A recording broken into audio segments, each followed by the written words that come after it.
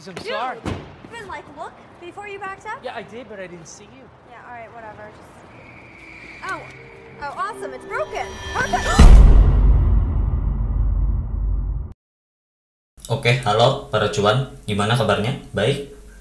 Kali ini saya akan membahas film yang berjudul The Call, tahun 2013. The Call merupakan sebuah film Amerika Serikat yang disutradarai oleh Brad Anderson dan diperankan oleh Halle Berry, Abigail Breslin, dan Michael Eklund. Oke, langsung aja ke filmnya. Di awal film diperlihatkan seorang wanita bernama Jordan. Jordan bekerja di anggota kepolisian bukan sebagai polantas tapi jadi tukang angkat telepon kalau ada yang nelpon 911. Suatu hari saat bekerja, Jordan mendapat telepon dari wanita yang ingin diculik di rumahnya. Saat itu Jordan menyuruh wanita itu untuk membuka jendela dan menyuruhnya ngumpet di bawah kolong kasur. Tetapi telepon itu terputus dan Jordan pun menelponnya kembali. Yang membuat penculik itu kembali mencari wanita itu di dalam kamar. Dan tiba-tiba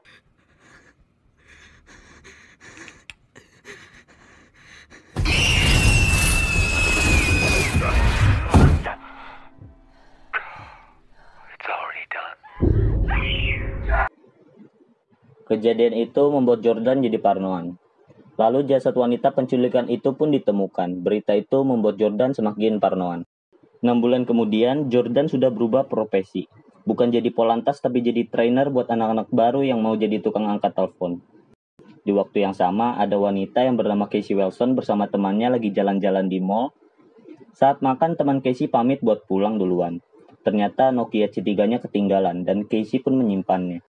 Casey yang ingin pulang hampir terserempet pria misterius. Tiba-tiba, Oh my god. Oh, awesome, it's broken. Perfect.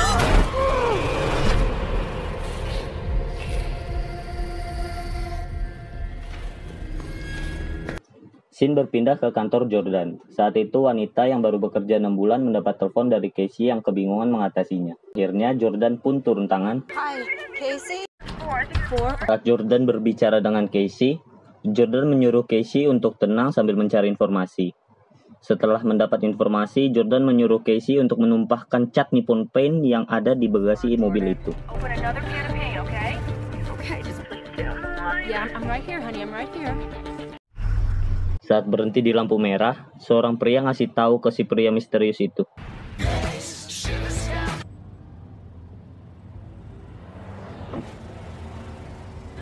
Hey, how you doing, man? You got like paint coming out of your trunk? Yeah, thanks. All right.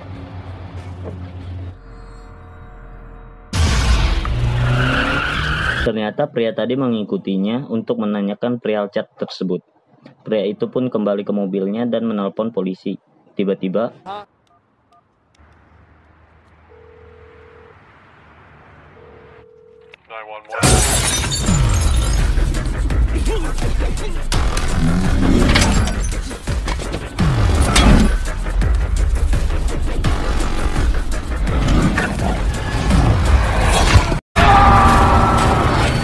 pria misterius itu pun menukar mobilnya dan menaruh pria itu di bagasi bersama Casey dan membunuhnya di jalan.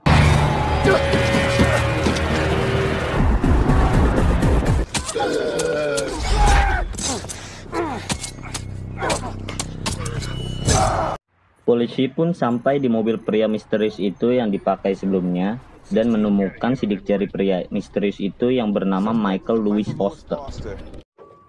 Berpindah ke Michael yang sudah sampai di suatu tempat. Saat ingin membawa Casey, dia menemukan HP yang terhubung ke Jordan di kantong pantat Casey.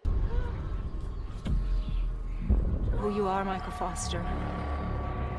They're at your house right now. Let her go.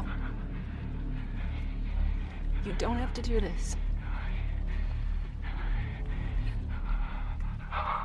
It's already done. Jordan pun bilang ke bosnya kalau Michael Louis Foster itu orang yang sama yang membunuh wanita di scene awal. Polisi yang udah tahu alamat rumah si Michael pun langsung caw. Di sana, polisi itu nyari informasi di mana si Michael berada dari istrinya si Michael. I'm 16, contact the Valley Watch Commander. We're gonna need some backup units and give me an airship. Polisi yang sudah dapat informasi langsung pergi ke daerah di mana si Michael dibesarkan dulu. Sampai di sana mereka nggak dapat apa-apa. It's empty.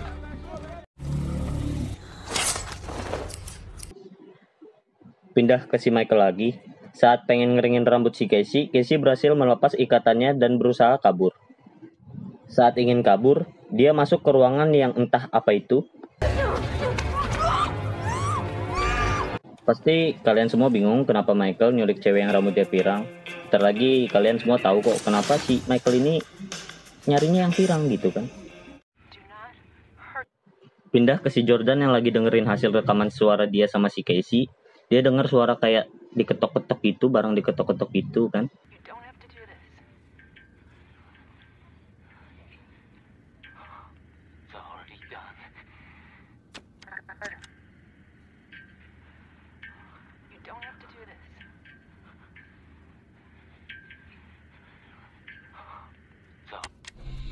Lalu si Jordan pergi ke tempat si Michael dibesarkan sendirian.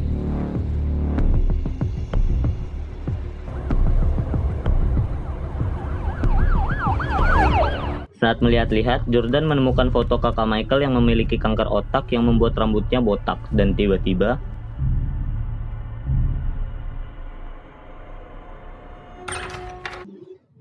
Jordan pun keluar dan mendengar suara ketukan itu lagi. Saat mencari asal suara itu, ternyata hanya suara tiang bendera. Tetapi Jordan menemukan HP Casey dan menemukan suatu ruangan. Saat ingin menelpon 911, HP-nya terjatuh. Saat turun dengan rasa penasaran, Jordan masuk lebih dalam. Tiba-tiba Michael pun datang.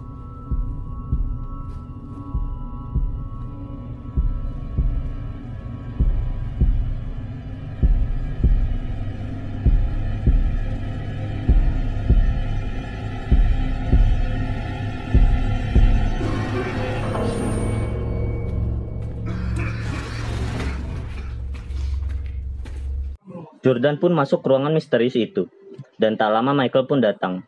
Jordan yang ngumpet di balik pintu lemari melihat Michael mencium rambut blonde yang masih ada kulit kepalanya. Anjir, serem parah dan nih orang.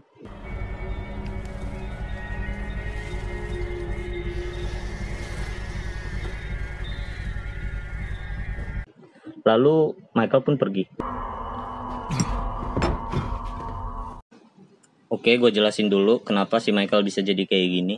Pasti lu semua kira kalau si Michael itu tukang pak cewek pirang gitu kan.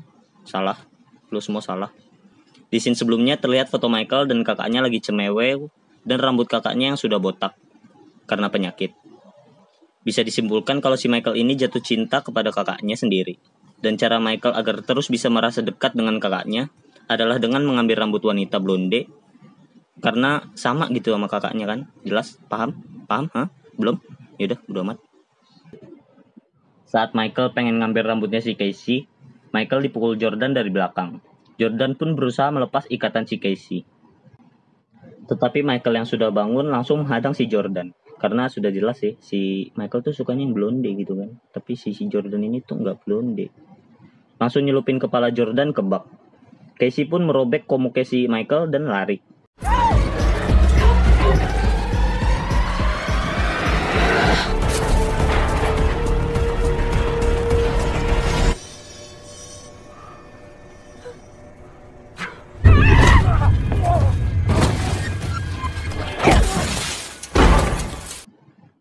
Ketika Jordan ingin menelpon polisi,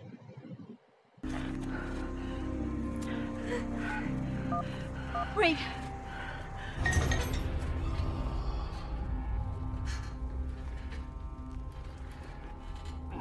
Could have turned yourself in when you had the chance. Disappeared. ketika Jordan pergi, Jordan bilang, It's already done. tamat.